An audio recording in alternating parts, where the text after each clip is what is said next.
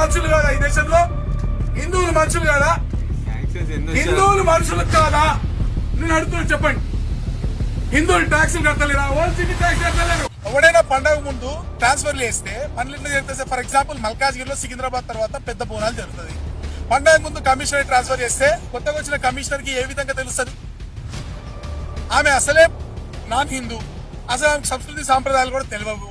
నేను పోయిన TC office పోయిన టీసీ, కొత్త టీసీ లేదు, పాత టీసీ లేరు. పాత బస్తీలో ఎక్కడైతే ట్యాక్సులు కూడా కట్టని చోటుతో కొంతమంది ఒక సెక్టర్ వాళ్ళు కరెంటు బిల్లులో కూడా పోతుంటే ఇక్కడ ఒక వర్గం వారు దాడి చేసి కొడుతున్నారు కదా, వాళ్ళకి కోట్లాది రూపాయల డబ్బులు వస్తాయి.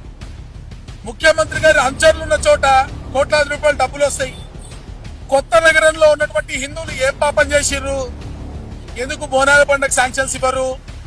ఎందుకు బతుకమ్మకు శాంక్షన్స్ ఇవ్వరు? ఎందుకు వినాయక చవితికి శాంక్షన్స్ ఇవ్వరు? ఎందుకు మీకు కక్ష? ఎందుకు హిందువులంటే కోపం? ఎందుకు హిందూ పండుగలకు శాంక్షన్స్ ఉండవు? మేము ట్యాక్సులు కడతలేమా? మా బోనాలకి మీరు ఏర్పాట్లు చేయరా? మీరు అక్కడ ఎంఐఎం వాళ్ళకి వాళ్ళ పండుగలకి కోట్లాది రూపాయల శాంక్షన్స్ ఇస్తున్నారు కదా ఓల్డ్ సిటీలో.